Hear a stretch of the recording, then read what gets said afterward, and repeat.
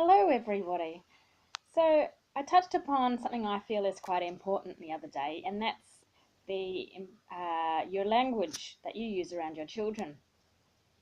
Now, something that I learnt early on through all my personal development that I've done is that the brain does not see in negatives, and this actually applies for the universe as well. So basically, what this means is, I'm sure you've heard when someone says to you, "Don't think of an apple," everyone thinks of an apple.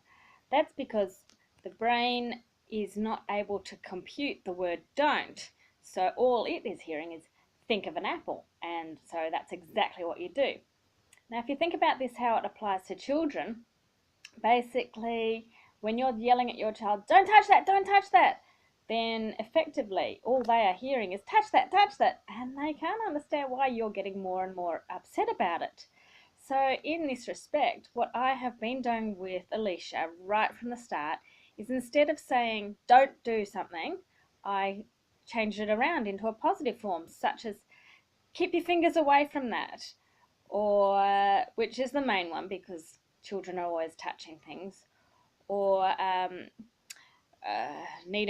it's easier to think of when you have an example of "don't touch that," um, "don't climb that," because that one is also used. I like to use the phrase "be careful," and that just means her brain goes okay and she does it carefully.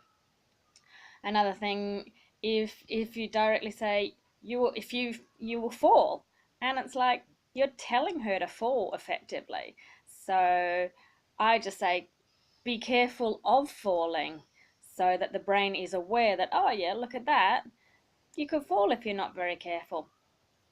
So it does actually take quite a bit of mental power to change around the words in your head.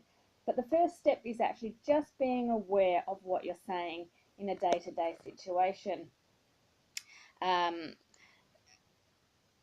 in this regard, when you say, "Oh, you're hopeless," or "you are clumsy," to a small child, they're going to believe that because that's what the brain is computing. So you need to be really careful with what you're saying and try to use positive words as much as possible and positive phrases. And I find that my daughter is very good now at doing things because I'm allowing her to find out by herself exactly what happens.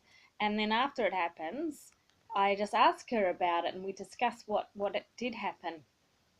For example, she is climbing up on shelves to get things at the top, and I'm saying, "Be careful when you climb up high." Uh, and if she falls down, I just say, "So what happened?" "Oh, you fell down." "And why do you think you fell down? Did you climb up very high?" "Yes." "And do you think you will do that again?" "Not right now, not until you're a bit bigger." So it's just being aware and really taking out the word "don't" from your vocabulary, because that's the key word. So anytime you hear yourself saying "don't do that," "don't eat that," "don't touch that," see if you can rephrase that in a more positive way, such as "keep your fingers away from that," "eating that will eating that can make your tummy feel nasty." Again, I don't say it will make you sick, because that just gives her the idea, or her brain the idea, that it can make her sick. But if you say it can, such as spitting out the toothpaste, or swallowing toothpaste is yucky on your stomach, rather than don't swallow toothpaste. So it does take a bit of adjusting, and sometimes you do need to really think about how you can change what you're saying. But I think the benefits are amazing compared to using negative phrasing, and it is definitely something that has helped my daughter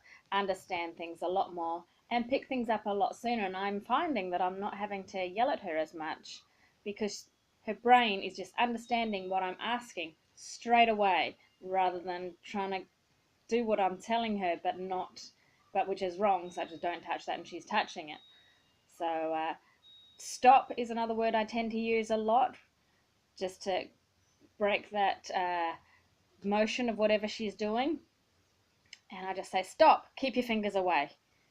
That could hurt your fingers." I'm not saying it will hurt her fingers, but it could hurt her fingers. So that's my tip, is just Be aware of the language you're using to your children and notice what ultimately their brain is receiving as distinct from what you're attempting to get across, because it could be completely two different things. Thanks very much for watching. I hope this tip has been of interest and useful to you to implement as much as possible. And I will chat again tomorrow. Bye.